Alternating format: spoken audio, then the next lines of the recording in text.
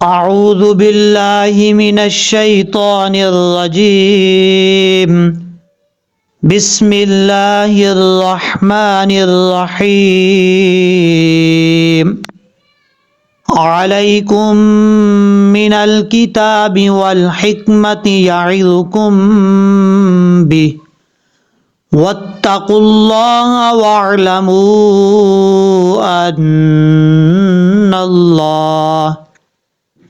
ان اللہ بکل شیء علیم۔ السلام علیکم ورحمۃ اللہ وبرکاتہ۔ آج کی اس ویڈیو کے اندر سورۃ البقرہ کا پارٹ نمبر 149 سٹارٹ کر رہے ہیں، 149، اور لفظ بلفظ سیکھیں گے، تجوید کے ساتھ سیکھیں گے۔ آیت نمبر 230 انشاءاللہ العزیز آج کمپلیٹ ہوگی۔ کل ہم نے پچھلے پیج پہ جو ہے وہ سٹاپ کیا تھا، آج ہم اس پیج سے سٹارٹ کر رہے ہیں۔ آیت کا درمیان تھا، اس لیے آپ سب کو پہلے میں نے بتا دیا تھا۔ اب یہاں سے سٹارٹ کر رہے ہیں، آیت کمپلیٹ کریں گے۔ عین زبر ع، لام یا زبر لی، علی کاف میم پیش کم، علیکم میم زیر می، علیکم می۔ اچھا، یہاں پر آپ کو میں بتاتا چلوں، یہ لفظ تو میں نے شروع کر لیا ہے۔ آپ سب سے گزارش ہے، جتنے لوگ آپ اس ویڈیو کو دیکھ رہے ہیں، آپ سب سے گزارش ہے اس ویڈیو کو زیادہ سے زیادہ شیئر کریں، صدقہ جاریہ سمجھ کر۔ اس صدقہ جاریہ کا فائدہ کیا ہوگا؟ جو لنک آپ شیئر کریں گے، جتنے آگے لوگ دیکھتے رہیں گے اس لنک کو، آپ کے شیئر کیے وہ لنک کو، ان کو ثواب ملے گا، اور آپ اس دنیا میں ہیں یا اس دنیا سے چل بسے ہیں تب بھی آپ کو یہ ثواب اس کا ملتا رہے گا، جتنے لوگ پڑھتے رہیں گے۔ تو یہ آپ کے لیے صدقہ جاریہ ہو جائے گا۔ اس ویڈیو کو زیادہ سے زیادہ شیئر کیجیے گا۔ میم زیر می، نون لام زبر نل، مین ال کاف زیر کی، مین ال کی، تا کھڑا زبر تا، با زیر بی، مین ال کتابی۔ اب یہاں پر پہلی بات تو یہ ہے، عین کو اپنے مخرج سے ادا کرنا ہے، حمزہ کی آواز نہیں آنی چاہیے۔ عین زبر را، را، اس طریقے سے پریکٹس کرنی ہے آپ نے۔ اب اس کے بعد لام کے بعد یا ہے، یہ یا کے اوپر جزم ہے۔ جب یا کے اوپر جزم ہو اور اس سے پہلے حرف پر زبر ہو تو یا لین ہوتا ہے۔ اور یا لین کا مطلب کیا ہوتا ہے؟ یا لین کا مطلب ہوتا ہے اس کو لمبا نہیں کرنا، یعنی شارٹ کٹ پڑھنا ہے۔ اور اسی کے اپوزٹ آتا ہے یا مدہ۔ یا مدہ کا مطلب ہوتا ہے اس کو لمبا کر کے پڑھنا ہے یا کو، اور یا مدہ کو ایک الف کی مقدار یعنی مد اصلی کی مقدار لمبا کیا جاتا ہے۔ اب یہاں پر اس کو کیسے پڑھیں گے؟ لام یا زبر لائی، اور لائی، اس طریقے سے۔ اب اس کے بعد کاف کے بعد میم ہے، دو میم اکٹھے آ رہے ہیں، ایک مخرج کے دو حرف، یعنی پہلا بھی میم ہے دوسرا بھی میم ہے۔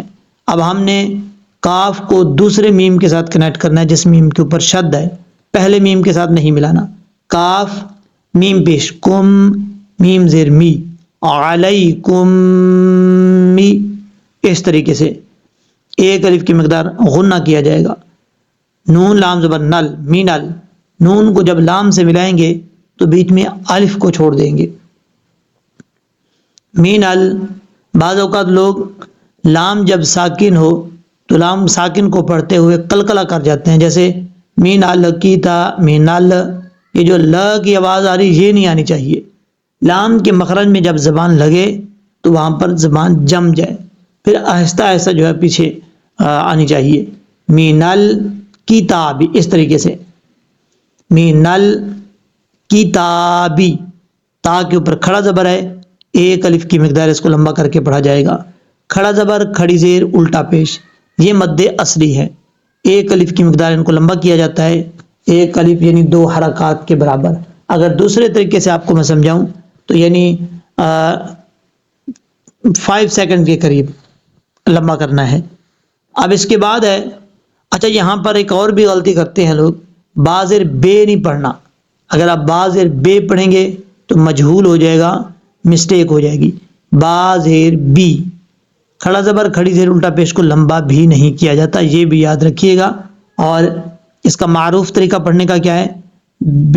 بازر بی، مین الکتابی، اس طریقے سے واو لام زبر ول، ہا کاف زیر حک، والحک، واو کو جب لام سے ملائیں گے تو بیچ میں الف کو چھوڑ دیں گے اور واو کو پڑھتے وقت ہون گول کریں گے. لام کے بعد ہا ہے، ہا کے نیچے زیر ہے، ہا زیر ہی، اس طریقے سے والحی. ہا کو جب کاف سے ملائیں گے ہا کاف زیر حک، میم زبر ما، تا زیر تی، والحکمتی، اس طریقے سے. یا زبر یا، عین زیر عی، یا عی، لا پیش ذو، کاف میم پیش کم، یعظکم. یہاں پر ذا کے اوپر زبر ہے، ذا حروف مستعلیہ میں سے ہے اس لیے پر پڑھا جائے گا. ذا کا مخرج ہے زبان کا سرہ اوپر والے دانتوں کے اندرونی کنارے سے لگے اور زبان کو اوپر کی طرف اٹھائیں گے تو ذا پڑھا جائے گا. یعظکم، یعظکم، اس طریقے سے.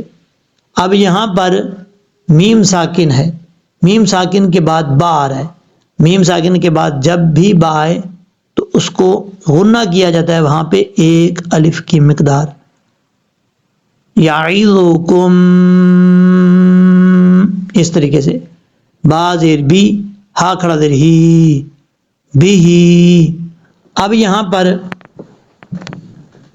آپ نے یہ دیکھنا ہے کہ یہاں وقف کرتے ہوئے ہا کو ساکن کر دیں گے. جب وقف کریں گے تو ہا ساکن ہو جائے گا، پھر ہا کے نیچے جو کھڑی زیر ہے، کھڑی زیر کو پڑھنے کی کوئی ضرورت نہیں ہے. اور جب یہاں پہ وقف نہیں کریں گے، ملا کے پڑھیں گے، تب یہ ہا کے نیچے کھڑی زیر پڑھی جائے گی. بھی ہی، اس طریقے سے. یہاں پر چھوٹا تو ہے، اس تو کا مطلب ہے آپ یہاں پہ رک سکتے ہیں، سٹاپ کر سکتے ہیں، رکنا چاہیں تو. نہیں رکنا چاہتے تو کوئی پرابلم نہیں ہے. واو تا زبر وت، تا زبر تا، وت تا. واو کو جب تا سے ملائیں گے تو بیچ میں الف کو چھوڑ دیں گے. قاف لام پیش قل، لام کھڑا زبر لا، ہا زبر ہا، واتقوا اللہ. اب یہاں پر تا تو بریک پڑا جائے گا کیونکہ اس کا مخرج ہے زبان کی نوک اوپر والے دانتوں کی جڑوں سے لگے تو تا پڑھا جاتا ہے دو نقطوں والا، اور اس کو بریک پڑھنا ہے وتا، اس طریقے سے. اب تا کے بعد قاف ہے. قاف یہ حروف قلقلہ میں سے بھی ہے، اور یہ بھی یاد رکھیے گا دو نقطوں والا جو قاف ہے یہ پر پڑھا جاتا ہے، فل موت پڑھا جاتا ہے. اس کا مخرج ہے زبان کی جڑ اوپر والے تالو کی جڑ سے لگے، اوپر والے تالو کے نرم حصے سے لگے تو قاف پڑھا جاتا ہے دو نقطوں والا. اور قاف کو جب لفظ اللہ سے ملائیں گے تو بیچ میں واو ہے، الف ہے، پھر لام ہے، ان تینوں حرفوں کو چھوڑ دیں گے. لفظ اللہ سے پہلے قاف کے اوپر پیش ہے اس لیے لفظ اللہ کو بھی پر پڑھا جائے گا. ہا زبر ہا، واتقوا اللہ، لام کے اوپر کھڑا زبر ہے، ایک الف کی مقدار اس کو لمبا کر کے پڑھا جائے گا. واعلموا، واو عین زبر وا، لام زبر لا، میم واو پشمو، واعلموا. واو کو جب عین سے ملائیں گے تو بیچ میں الف کو چھوڑ دیں گے. میم کے بعد واو مدہ ہے، ایک الف کی مقدار لمبا کریں گے، لیکن واو کے اوپر مد بھی ہے، اس مد کو مد منفصل کہا جاتا ہے. اور مد منفصل کی تعریف کیا ہے؟ مد کا مطلب ہوتا ہے لانگ کرنا، لمبا کرنا، کھینچنا. منفصل کا مطلب ہوتا ہے جدا جدا. اب یہاں پر آپ نے دیکھنا یہ ہے کہ حرف مد کون سا ہے. مد منفصل کی تعریف بھی پڑھ لیں. حرف مد کے بعد حمزہ دوسرے لفظ میں ہو تو مد منفصل ہوتی ہے. اب یہاں پر حرف مد کون سا ہے؟ حرف مد یہاں پر واو ہے، اور واو واعلموا، یہ جو لفظ ہے واعلموا اس لفظ میں ہے حرف مد.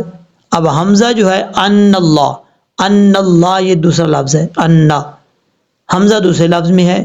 اب واو حرف مد کے بعد حمزہ دوسرے لفظ میں آ رہا ہے اس لیے مد منفصل کہا جاتا ہے. اس کو 2.5 سے 3 الف کے برابر آپ اس کو لمبا کر کے پڑھ سکتے ہیں.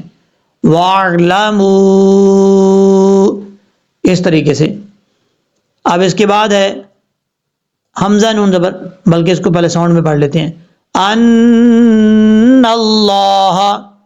اب یہاں پر یہ یاد رکھیے گا نون کے اوپر شد ہو یا میم کے اوپر شد ہو تو غنہ کیا جاتا ہے ایک الف کی مقدار۔ اب یہاں پر نون کے اوپر شد ہے اس لیے غنہ کریں گے ان، اس طریقے سے۔ اب نون کے بعد لفظ اللہ ہے، لفظ اللہ سے پہلے نون کے اوپر زبر ہے، اسے لفظ اللہ کو پر پڑھا جائے گا، فل موت پڑھا جائے گا۔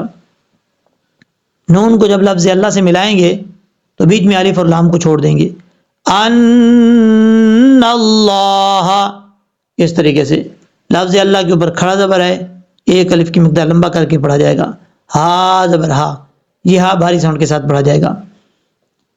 یہ بھاری ساؤنڈ کے ساتھ اس لیے پڑھیں گے کہ جس حلق سے یہ ہا ادا ہوتا ہے اس حلق کا تعلق سینے سے ہے، ان اللہ، اور یہ جو ہا ہے یہ حروف حلقی میں سے ہے۔ حروف حلقی کتنے ہیں؟ 6 ہیں، حمزہ، ہا، عین، حا، غین، خا، یہ 6 حروف ہیں اور یہ مختلف جگہوں سے جو ہے وہ ادا ہوتے ہیں لیکن ہوتے حلق سے ہی ہیں۔ اس کے بعد ہے بکلی، با زیر بی، کاف لام پیش کل، لام زیر لی، بکلی، کاف یہ بریک ہے، اس کو پر پڑھنے کی ضرورت نہیں ہے، اور 2 نقطوں والا کاف پر پڑھا جاتا ہے، یہ جو کاف ہے یہ بریک پڑھا جاتا ہے۔ اب بعضوں کا لوگ پڑھتے ہیں بکل لے، لے نہیں پڑھنا، لام زیر لی، بکلی، شین یا زبر شئی، حمزہ 2 زیر ان، شئی ان۔ یہاں پر شین کے بعد جو یا ہے یہ یا لین ہے، یا مدہ نہیں ہے، لیکن آپ کو کیسے پتہ چلے گا کہ یا مدہ نہیں ہے یا لین ہے؟ آپ کو بتاتا ہوں۔ یہاں پر دیکھیں، سب سے پہلے آپ نے دیکھنا ہے کہ یا ساکن ہے کہ نہیں ہے۔ آپ کو میں نے پہلے بتایا تھا کہ ساکن حرف کون سا ہوتا ہے؟ جس حرف کے اوپر جزم ہو وہ حرف ساکن ہوتا ہے۔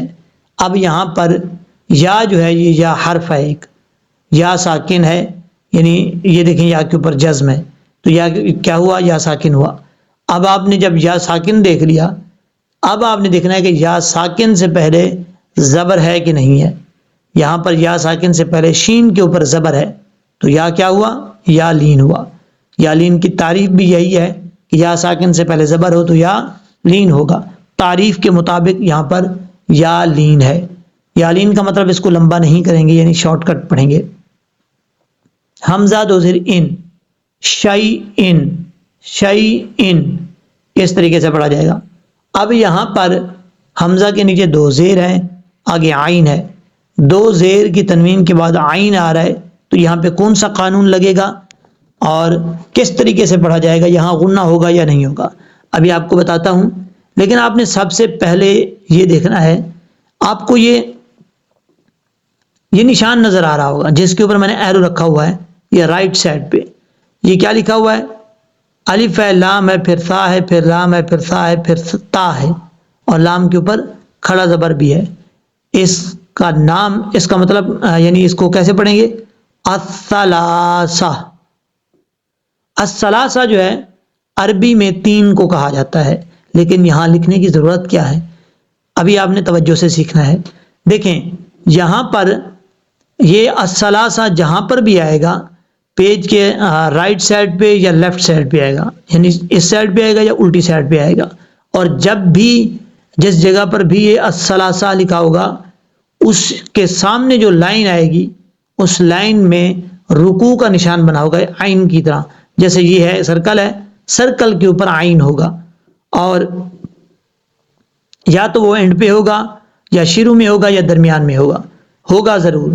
لیکن اس میں یہاں پر ایک اور بات بھی ہے، بعض اوقات جیسے یہاں پر الثلاثہ لکھا ہوا ہے، یہ نشان ہے، میں ابھی آپ کو بتاتا ہوں کس چیز کا نشان ہے، اور جہاں پر بھی الثلاثہ لکھا ہو بعض اوقات اسی لائن، اسی کے سامنے جو لائن ہو، جیسے یہ لائن ہے وہاں لکھا ہوتا ہے درمیان میں یا شروع میں یا اینڈ پہ، اور سرکل ہوتا ہے، سرکل یعنی گول دائرہ ہوتا ہے، اس کے اوپر عین کی شکل ہوتی ہے جیسے یہ ہے، تو اس کا مطلب ہوتا ہے یہاں پہ رکوع کمپلیٹ ہو رہا ہے۔ اور بعض اوقات ایسا ہوتا ہے الثلاثہ جیسے یہ لفظ آ گیا، اب اس کے بعد 3 لائنیں یا 5 لائنیں یا 10 لائنیں چھوڑ کے آگے رکوع آتا ہے تو بھی کوئی پرابلم نہیں ہے۔ جہاں پر یعنی یہ پیج کے درمیان میں ہے، شروع میں ہے، اور اس ثلاثہ کے بعد جو رکوع آئے گا وہاں پر یہ کمپلیٹ ہو رہا ہوگا تیسرا پاؤ۔ اب یہاں پر آپ کو میں سمجھاتا ہوں، ایک پارے میں 4 حصے ہوتے ہیں، 4 حصے ہوتے ہیں، اور بعض اوقات یہ جو حفاظ کرام ہیں یہ بولتے ہیں 4 پاؤ، ایک پارے میں 4 پاؤ ہیں، ٹھیک ہے، جو طالب علم پڑھتے ہیں، منزل سناتے ہیں، تو ان کی زبان میں یہ الفاظ جو ہے وہ بولے جاتے ہیں۔ اب یہاں پر آپ کو سادہ لفظوں میں سمجھانے کی کوشش کرتا ہوں۔ 4 پاؤ کا مطلب آپ لے لیں 4 حصے، ایک پارے میں 4 حصے ہیں۔ اب اس میں مختلف کمپنیوں کے قرآن پاک ہوتے ہیں، چھاپے ہوتے ہیں، کسی میں ایک پاؤ میں یعنی ایک حصے میں 4 پیج ہوتے ہیں، ایک حصے میں کسی کمپنی جو چھاپا یعنی بڑے الفاظ ہوں تو پھر 5 بھی ہو جاتے ہیں، 3 بھی ہو جاتے ہیں، لیکن یہ جو آپ کے سامنے قرآن پاک میں نے شیئر کیا ہوا ہے، اس میں ایک پاؤ میں یعنی ایک حصے میں 2 پیج آتے ہیں۔ جب 2 پیج کمپلیٹ ہوں تو ایک حصہ پارے کا کمپلیٹ ہو جاتا ہے۔ اب یہاں پر آپ نے سمجھنا یہ ہے کہ ایک پارے میں 4 حصے ہوتے ہیں، پہلا، دوسرا، تیسرا، چوتھا۔ اب جب پہلا حصہ ختم ہوگا تو یعنی ایک پارے کا ایک پاؤ کمپلیٹ ہو گیا ہے، اور اس پر نشان آئے گا اربع۔ کیا لکھا ہوگا؟ اربع۔ آپ جب پڑھ رہے ہو تو یہ چیک کیجئے گا۔ اور جب دوسرا حصہ پارے کا کمپلیٹ ہوگا وہاں لکھا ہوتا ہے النصف۔ نصف کا مطلب کیونکہ آدھا ہوتا ہے عربی زبان میں، اور اس لیے جب آدھا پارا کمپلیٹ ہوتا ہے تو وہاں لکھا ہوتا ہے النصف۔ اور جب تیسرا پاؤ کمپلیٹ ہوتا ہے تو یہاں پر لکھا ہوتا ہے الثلاثہ۔ ثلاثہ کیونکہ عربی میں 3 کو کہا جاتا ہے، اور اس الثلاثہ کا مطلب ہے یہاں پر 3 پاؤ کمپلیٹ ہو چکے ہیں، آخری پاؤ جو ہے وہ آگے سٹارٹ ہو رہا ہے۔ اور یہاں پر آپ نے یہ نشان یاد رکھنا ہے، یہ نشان ہے آگے سرکل ہے، تو اس کا مطلب یہ تیسرا پاؤ کمپلیٹ ہو رہا ہے، آگے چوتھا پاؤ سٹارٹ ہو رہا ہے۔ جیسے ہی چوتھا پاؤ کمپلیٹ ہوگا، مکمل ہوگا، تو پارا یہ دوسرا کمپلیٹ ہو جائے گا۔ اور آج یہاں پر 12 رکوع ہمارے کمپلیٹ ہو چکے ہیں۔ کل سے انشاءاللہ العزیز 13واں رکوع سٹارٹ کریں گے، چوتھا پاؤ بلکہ۔ اب یہاں پر اس کی ڈیٹیل کے ساتھ آپ کو میں نے بتا دیا ہے۔ شیئن، عین زبر ع، لام یا لی، میم 2 پشمن، علیم، جب وقف کریں گے تو میم ساکن ہو جائے گا۔ یہاں پہ اظہار حلقی ہو رہا ہے، نون تنوین کے بعد عین آ رہا ہے حروف حلقی میں سے، شیئن علیم، اس طریقے سے۔ اب ہم اس کو پڑھتے ہیں پریکٹس کے طور پہ۔ علیکم من الکتاب والحکمت یعظکم بہ واتقوا اللہ واعلموا ان اللہ بکل شیء علیم۔ اب ہم اس کو لہجے میں پڑھیں گے۔ علیکم من الکتاب والحکمت یعظکم بہ واتقوا اللہ واعلموا ان اللہ بکل شیء علیم۔ صدق اللہ العظیم۔ امید ہے کہ جس طریقے سے آپ کو میں نے سمجھایا ہے اچھے طریقے سے سمجھ لگ گئی ہوگی۔ اللہ تبارک و تعالی ہم سب کا حامی و ناصر ہو۔